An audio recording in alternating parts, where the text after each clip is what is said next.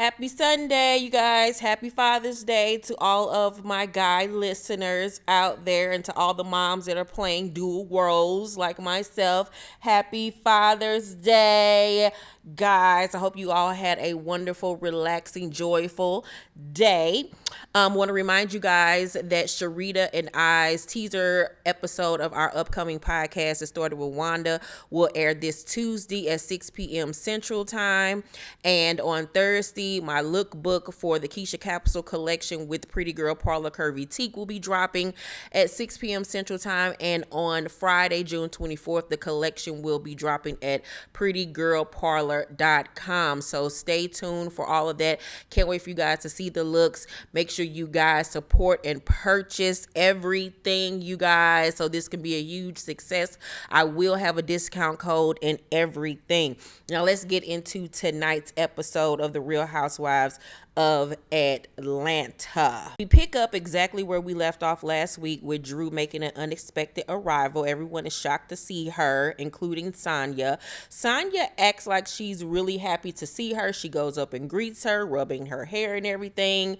And I'm like, you really aren't excited about her being here. Let's just keep it 100. But I guess for maturity's sake, I guess she was trying to, keep everything cute or whatever. So she tells her that she's happy that she came because she really wanted to talk to her. The ladies then sit down for dinner, and everything that Sanya's mom, Sharon, cooked looked fucking delicious. I wish I was there to eat. But, ever since Cynthia quit the show, I had to quit the show. But it is what it is. You know what I'm saying? I'm happy in my throuple. We're doing great. We're doing fine. And the new listener's going to be like, what the fuck is she talking about? But Sanya gives a prize for the person who did the best dirty wine, and it was Marlo. So the prize was they got to wear one of her Olympic gold medals. And Drew in her confessional was like, that's what they get. Like, Kenya ain't out here bringing her crown from being Miss America. Like, really, girl? What?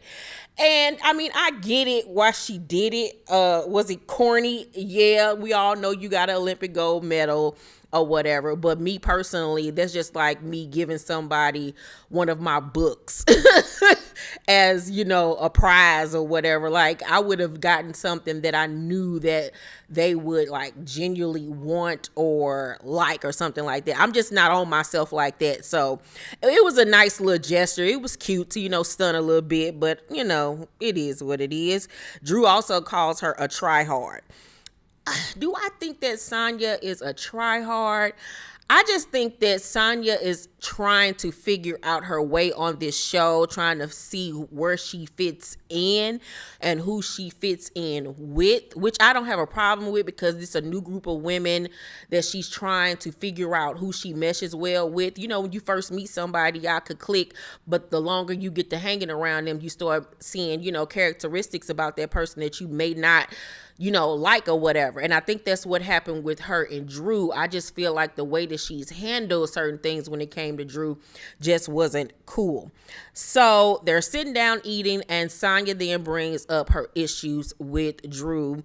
And Drew was like, yeah, because I'm confused because you came to my room, you got your makeup done by Aztec or whoever she was talking about, and Sonya was like, yeah, I did. And she was like, yeah, for free. And I was like, here you go with the shade, girl. Here we go starting. And so Sonya was like, no, he told me it was $25 and I sent you the information asking for his contact information and you never sent it to me. And Drew was like, but did you pay? And she was like, girl, I will give you that $25. You think I ain't got 25 damn dollars or whatever? So Mama Joyce then leans over to Sharon and was like, what they arguing about is just so insignificant. With them glasses on. And Sharon like, but Sharon is ready to go. Like, Sharon is with the shits. And I was like, Mama Joyce, you might have met your match with Miss Sharon, honey. So Sonya is like, my issues with you are that your business is not adding up. You're not being honest. And Drew tells her that she was honestly hurt by the things that she had to say about her, especially since she decided to bring it up in front of the other girls. She felt like with the relationship that her and Sonya had started to build, that she could have said that to her one-on-one. And I agree with that. But at the same time, we're on a reality show, and this is what we're here to do, is to bring up conversations one-on-one or in front of a group. That's what we do on this show. This isn't a real life situation. I mean, it's real life, but it's real life enhanced. So as Sonya is talking, Drew is making faces. Drew like to make faces and shit when she talks. She's very expressive with her facial expressions. And Sonya was like, see, there you go, making faces. I hate when you do that shit or whatever. And Drew is talking. They arguing back and forth. And then Sharon jumps in and was like, give her the same respect. You're making faces and doing all this shit that is going to aggravate her. And I'm like, Mama Sharon, please don't be like Mama Joy sitting next to you. Mind your business, keep it cute, eat your food, and let your daughter fight her own battles. This is a 30-some-year-old woman. You ain't got no business injecting yourself into this foolishness. Let them argue it out. Because Mama looked like she was ready to throw hands. So Kenya gonna say to Candy, Drew about to get beat up by the mama child. They was like, you done fucked up when the mama done jumped into it. So then Drew was like, I feel like you clout chasing. And Sonya was like, clout chasing? Even Sharon was like, clout chasing? And Sonya was like, clout chasing off of you? And Drew was like, no, not me. I don't have enough followers for you. And Sonya was like, I'm a 4-time Olympic gold medalist. Put some respect on my name. And here go Marlo clapping for Sonya. And I was like, see, Drew, this is where you fucked up, because you was repeating what Marlo said to you. Marlo was the one that put it in your ear that maybe Sonya only invited Kenya and Candy to the Mommy Nation photo shoot because they have a lot of followers, and she's trying to, get her followers up and get their followers to purchase for her business. So now you done repeated what Marlo said to this girl, and Marlo over here clapping for Sonya. You got to be careful, honey. You got to be careful. You are in this by yourself. You are in shark-infested waters. Somehow, some way, the argument between Drew and Sonya dissipates. And Drew was like, did you talk to Candy about your issues with the sex toys, Kenya? And Kenya was like, okay, well, since, Drew want to bring me into her bullshit. Yeah, Candy, I felt some type of way about the sex toys. I just felt like it was inappropriate. Husbands was, controlling other people's vibrators. And I just thought that, it wasn't cool or whatever. And so Candy was like, really? And so Candy, of course, feeling some type of way, feeling like she's being attacked or whatever, because Candy isn't used to anybody having issues with her. Candy is used to being able to sit back and be like the mediator between things. But things have shifted this season because now Candy is the OG on the show. She is the number one head honcho outside of Kenya. They're the OGs. They're the two queen bees of this show. Now that Portia is gone. So yeah, the attention now is going to be focused on you, and Candy isn't used to that. So Mama Joyce jumps in and was like, well, if you ain't want to wear the damn thing, then don't put it on. Don't nobody control my vagina but me. I'm like, lady, shut the hell up. You don't even know what they talking about. Because the other husbands were able to control other women's vibratorless sex toy thing if they were in, near in the same capacity as the remote. So Candy, like I said, feeling some type of way, and she was like, I know you ain't talking to a woman who played the lead in Twa. Don't get all prim and proper now. And I'm like, Candy, one thing does not equate with the other. Twa was a movie. She got paid to play a role. Yeah, it was like a little softcore porn, but this was a role. It wasn't like this was real life. She got paid for that. So that wasn't a good analogy or metaphor to put out there. So Mama Joyce then gonna say, I'm shocked Keontae had a problem with it. the day, after all of that, the only thing that I was focused on was Drew's moist ass face. I just wanted to get a makeup tissue and just pat her face dry, because that motherfucker was dewy as shit. Her face was dewy when she walked in. I'm like, God damn, you would have thought she walked to the goddamn event. Like, Jesus the fuck Christ, girl, pat that shit. We then get to see Marlo speak at a women's expo about her life. You know, she grew up in the foster care system, and her non-for-profit, which is dedicated to young girls and trying to help them, you know, better their lives, which was good to really see Marlo doing something for the greater good. It was really good to see that. Then we switched to Sonya telling her mom, telling the story about what happened at the dinner to her dad and her sister, and her mother is sitting there with them. And she tells them, you know, how her and Drew was arguing, and Drew called her a clout chaser. And her sister gonna say, it wasn't even like she was Melanie on the game. Like, how dare she? That shit was funny as hell, because the daddy was like, who's Melody? He don't know what the hell she talking about. So Drew calls Marlo as Marlo's leaving the Women's Expo event, and asks, so what did she miss before she got to the event? So Marlo tells her everything that had went down, and how she was shocked that Kenya actually came, because the day before she didn't come to Sheree's little thing at her house. So she really just does not believe that Kenya was sick. And I'm like, you could tell that the girl was sick. You heard her voice. Like, that wasn't no faking. You know what I'm saying? You could hear the phlegm and the hoarseness in her voice to see that the girl was goddamn sick. But Marlo is going to continue to go with this narrative for a storyline and to have drama. So after that, we see Sheree at her home, and she has a one-on-one session with her life coach, Jack Daniels. He is back, honey. And she tells him about what happened when she went to go see Tyrone in Philly or whatever. And the coach tells her that basically she, for Tyrone, was like a fantasy. And when he was in that cell and them four walls or whatever, being with a woman like her, of her stature, was a fantasy to him that he was jacking off to every night. And Sheree was looking like, the fuck, huh? I was like, well, that's explicit.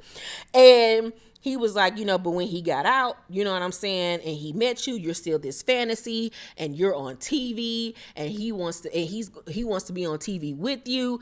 And I didn't understand shit this man was saying, because I was like, if he wanted to be on TV with her, he would have showed up. So I didn't really understand it. Maybe I'm dumb, but I didn't get that from that. But he basically asked her what she's gonna do now. Like, is she still gonna fuck with him? And she was like, you know, she cannot say that she will never talk to him again. Like, she's just dead set on still fucking with this nigga. And if that's what she want to do, that's what she want to do. If she want to be an old fool, let her be an old fool, child. So the coach then tells her to just back off of him a little bit and pour herself into something else. And she was like, she by Sheree. And she goes on to say how, you know, she's had all of these false starts and nothing has really come of it, but she really wants to get things off the ground. And I was like, please do, because I'm so tired of you and Tyrone. We go to Candy's house, and her and Todd are cleaning out their guest home. It is just like a rat's nest now at this point. They just got boxes and bags and shit in there.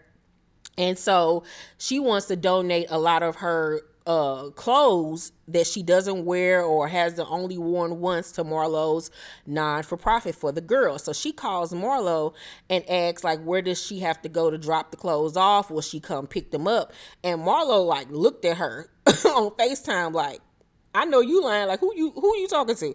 So Marlo was like, you know, I don't like to give my girls hand-me-down clothes or used clothes because, you know, when I was in foster care, that used to make me feel some type of way. I like to give them new stuff. And Candy was looking like, okay. Like, well, shit, okay. So she gets off the phone with her, and Marlo in her confession was like, now Candy done known me for 10 years. She should know better than that. Ty was like, I told you she wasn't going to want them clothes or whatever. Now, were the clothes that we saw them pick out them bags the cutest thing ever? Not necessarily. But at the same token, if you're a person in need, you going to take what you can fucking get. And it's not like this is some just out of date shit from the 60s and 70s or whatever. You're getting stuff from a fucking celebrity. You probably going to get some name brand shit out the stuff. And like she said, it's probably only stuff that she's worn one time, or shit, it's probably some shit she ain't even really wore for real. And she's trying to help out. And you know, one of Marlo's things when she's done promotion for the show this season is saying that Candy doesn't give to charity, Candy don't do this, and Candy don't do that, which is absolute nonsense. And we see her trying once again to be supportive to Marlo, and Marlo shits on it. And I'm like, I understand where you're coming from, Marlo, that you want to give these girls new things and all this stuff, but at the same token, when somebody trying to help you, you would be remiss to not take the help. Like, that was ridiculous to me. It honestly really was. We then go to Sheree and Kenya meeting up for breakfast or whatever. And Kenya states to Sheree that her business for Kenya Moore Hair Care is struggling because she had these dates with Walmart that she missed because shipping is backed up, you know, because of the pandemic. And, you know, she's at risk of losing everything that she's worked so hard for. And it's her by herself. She doesn't have a team helping her. And I know how that feels, child, because I'm a one-man band over here outside of the few people that I do have helping me. But it's still very much hard running your own business. Like, I'm running my YouTube, I have my books, I have my movie. I have so many hands and so many other pots that it's hard juggling everything that I have got going on. So I understood exactly where she was coming from. And she was like, I know that I haven't been putting my focus where it needs to be. I've been focused more on Mark and this divorce and everything. And that shit just makes stuff 100% worse when you got some personal shit going on, especially like some romantic shit, because you know that shit really take over your feelings and your brain. Whoo, child, I wouldn't want to be Kenya for nothing. And so Sheree says that she understands because, you know, once again, she states how she's had all these false starts with She by Sheree, and she a one-man band and everything, and how when she has tried to work with men in the past, everything will be all good, and then here they come saying they like her and they trying to holler, and she's, you know, all about professionalism, so she ain't trying to do that. Girl, I've been there too. That shit is annoying and aggravating. Oh my God. When I tell you guys, when it comes to business, when they say that women can't work with each other, is a bunch of bullshit. I have my best experiences being in this entertainment career, whatever you want to call it, has been with working with other women. Every time that I've worked with men, this shit has gone horribly. Oh my God. But that's a different story for another day. So Kenya was like, well, let's find some female CEOs for you to work with. Once again, Kenya is trying to be a good friend to Sheree and help her, you know, with whatever she got going on in her life. But this is the same woman that literally was just co-signing Marlo that you was a hoe and it fucked everybody in Hollywood. Like, the fakeness of it all. Like, Sheree and Marlo are horrible. So Kenya then started coughing, and Sheree was like, ooh, girl, you still sick? She was like, yeah. Speaking of Marlo, I don't like how she was trying to accuse me of faking being sick and saying I was a liar. And Kenya was like, she tried to accuse me of lying about being sick because I look better sick than her on her best day. Marlo got to get all kinds of wigs glued to her head to look halfway as good as I do, just waking up and falling out of bed. Child, when I tell y'all, I holler because that shit was funny as hell to me. So Kenya goes on to tell Sheree that she doesn't want to feel like Marlo is being a double agent with her, like trying to, you know, be her friend, but at the same time sneak diss her and cause all this commotion. So Sheree was like, I was under the impression that she and Drew did everything for my little, you know, get over Tyrone event. And Kenya was like, only thing that Drew did was come pick up the stuff to drop it off. But then they showed a flashback of Drew like, what we gonna do? We got to do the cupcakes, and Marlo and her did the cupcakes or whatever.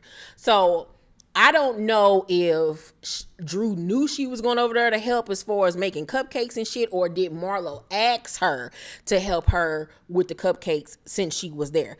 But regardless, Kenya did try to help. She couldn't help the fact that she was sick. She wasn't lying about being sick. And at the end of the day, Sheree still shouldn't have went in on her like that with Marlo just because she couldn't physically be there after everything that she has tried to do as far as helping her and give her encouragement and be a shoulder for her to lean on with this whole Tyrone situation. And that would have been the moment for Sheree to tell Kenya, you know what, now I feel bad because I said this, that, and the third about you, and I apologize. Now, whether or not Kenya accepted that apology would have been up on her, but she at least should have admitted to what she said about Kenya in that moment, but she didn't. So Kenya was like, I just don't want you to think that I don't care because I really do. And Sheree in her confessional says that she believes Kenya. So Kenya also goes on to tell Sheree that she don't really understand why Marlo is trying to, turn on her and everything. So she was like, you know what, maybe we all need to have like a girls' day just to have fun and kick it. It's the day of the girls' lunch and Drew arrives first. And I must say, Drew looked really cute in her little one-shoulder dress and her little cute curly bob wig. It was really cute. I liked her outfit for once, and her face wasn't so moist like somebody had jizz all over her face. Then Sonya arrives, and it is so awkward between them because they're pretending like everything is cool. Tom said, hey, you look pretty. You good? Oh, okay. You all right? Oh, okay, okay. It's like, oh my God. So then Marlo arrives in a really cute red ensemble, and she tells them that, her sister was denied release from jail from the judge because she has mental issues, and that the reason why she was initially locked up is because of a minor traffic violation. But when the judge looked into her case and saw that she has, mental issues, that he wanted to put her into an inpatient program, and she didn't want to do that. So she decided to take the case to trial. And Marlo was like, this girl is tripping because she's gonna lose, but she's not in her right state of mind right about now. And she was like, I was telling her lawyer that, if I can get the boys to talk to her and try to get her to go to the program, maybe that could work. So after their lunch, she's going to have a FaceTime with her sister and the boys to see if they can talk to her into going to this inpatient program. And she kind of tears up a little bit. And this is the Marlo, once again, that I like to see. Not that I like to see her being in pain and being hurt, but the real authentic Marlo that isn't so messy, that isn't, putting on this bad bitch persona and trying to be drama filled. Like, show us the softer side of you, something that we can actually relate to, that makes you relatable. So the other girls, meaning Sheree and Kenya, arrive. And Kenya arrived, she's still sick, and she got on this shifty ass wig, child. And I'm like, Kenya, where are you going with one of Tina Turner's old wigs? It looked like the wig Tina had on when her and Ike was in the back of the limousine. I'm like, girl, I would have rather for you just to brush your real hair back into a ponytail or something, because that wig was not wigging. It was literally sitting there on top of her head, child, looking like a bird's nest. It looked like she literally grabbed it out of her bag, shook it, and just put it on her head. It don't look like she ran a comb through it or brush. She ain't tried to blend it in. She ain't fixed the part, nothing. But once again, Kenya has been arriving sick because if they don't film and they're not in a scene, they ain't getting paid. So she had to come. Like, she could only miss that one day. That was one day that she don't fucking get paid. So she has to fucking arrive. So the girls sit down and they make mention about how Candy is in LA filming, and then we see Candy in LA filming a la carte on All Black. And I actually just started watching a la carte, and it's really, really good. So if you guys have the All Black channel, check it out. It's a really good show. So Marlo then tells the girls how Candy called her and tried to donate some hand-me-down clothes, and she didn't like that because she liked to give her girls all new stuff. And Kenya was like, Marlo, you are too much. I grew up on hand-me-downs. Like, you putting emphasis on the wrong thing. Like, you need to be just thankful that people trying to help you. And Marlo says, that she was teased growing up because, her clothes is from the Goodwill. And Kenya was like, who hasn't been teased? Like, we've all been teased before. And I agreed 100% with what Kenya was saying. You know what I'm saying? Everybody gets teased at some point in your life.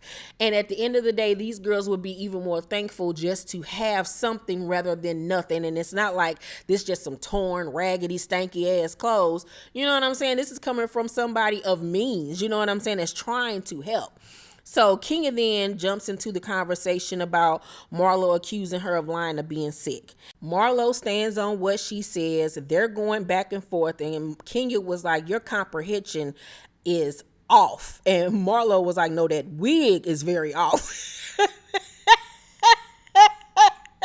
That was a good one, Marlo. Kenya was like, yes, it is. It is. It's very off. And I was like, yeah, there ain't no denying that shit. So Marlo in her confessional gonna say, you have a head full of her and you coming in with this damn wig on looking like you sell Mary Kay. Hello, I got a sale today. Marlo got off on that read. That was a good one, child. So Marlo says, no matter what, I'm going to make sure Kenya is okay. Yeah, we have our shit. We go back and forth. But at the end of the day, I love her. But I just want more from Kandi as a friend. Sheree co-signs like, I just don't feel like she's been a friend to me as of late. She feels like Kandi didn't come to her and tell her what Drew had told her about what her assistant said about Sheree, and then Kandi didn't call and check on her about the whole Tyrone situation. Now, this is a valid beef for Sheree. The shit that she was trying to beef with Kenya about, or the things that she had to say about Kenya, was fugazi. But I totally 100% understand why Sheree is salty towards Kandi, because out of everybody in the group, I too would think that Kandi would hip her up and put her up on game about what's being said about her out in the streets, and that you would call and check on me when, I just had something, fucked up and embarrassing happen with my nigga. So I understand her from that standpoint. So Sonya then says, you know what, you guys, since you both felt some type of way about me not inviting you to my Mommy Nation shoot, I have something else for you guys. And so Drew was like, oh, for me too. She was like, no, not for you. She was like, not for you. She was like, this is for Sheree and Marlo only. I want to, invite you all to Portland because, I'm an affiliate with Nike. So they're all excited. And Drew was like, oh, didn't you invite me to that too? And Sonya was like, no, I didn't. No, I did not. So Drew overtalks her once again, and Sonya blows the hell up. Sonya is like, I hate when you do that. I hate when you get to over talking me. And she yelling in Drew's face. Mind you, they're sitting right next to each other. So Kenya immediately gets up and starts scooting Drew's chair over just in case, some shit pop off, because they literally right there. Like, they can start banging at any moment. Sheree then gets up and stands in between the girls. They're going back and forth arguing. Drew was like, you're unstable. And Sonya was like, how? And Drew was like, because you went from 0 to 20 million for no fucking reason. But I'm like, Drew, you don't understand. Like, the girl is annoyed with you and she's tired of you talking over her. Like I said to you guys, I feel that the way Sonya handled the situation with Drew could have been handled differently. I don't take away her emotions and feelings when it comes to Drew, because Drew is shifty. Her drop it with Drew shit is shifty. Does she lie about shit? Yes. And the way that she moves sometimes be very questionable. So as somebody that I'm getting to know you and I'm starting to see these different things about you, yeah, it is going to make me look at you some type of way. It was the way that Sonya handled her is why I feel like she was wrong. So they arguing or whatever. Drew, somehow Marlo was like, yo, nipples showing. And she was like, oh, these my new nipples. So I guess she had a breast lift or something. I don't even know, child. So Drew leaves and Kenya follows her and her wig follows Kenya. So Kenya tells Drew that Sonya didn't go from 0 to 20 million out of nowhere. She was like, you cut her off once again. And Drew was like, well, that's a her problem. They hug it out and Drew leaves. And I guess Kenya end up leaving as well.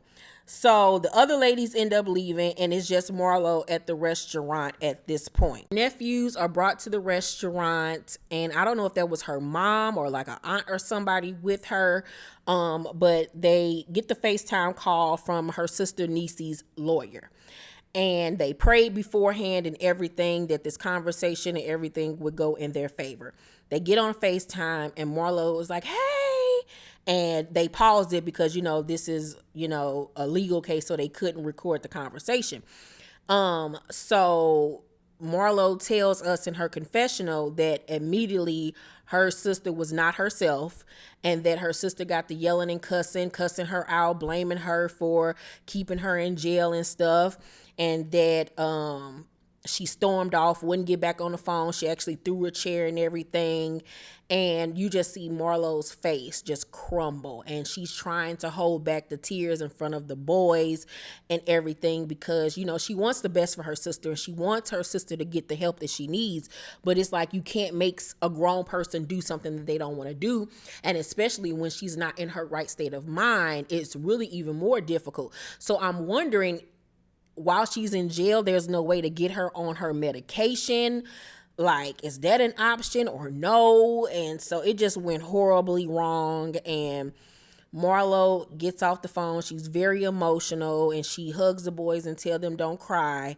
And it goes off pretty much after that. She tells the boys that she loves them and it goes off. And once again, like I said, this moment was so touching with Marlo because this is stuff that actual families go through, that is relatable, that actually can show and help others that are going through what she's going through. It was really authentic, and it was a powerful moment of her saying that regardless, I'm going to make sure these boys have the best life possible.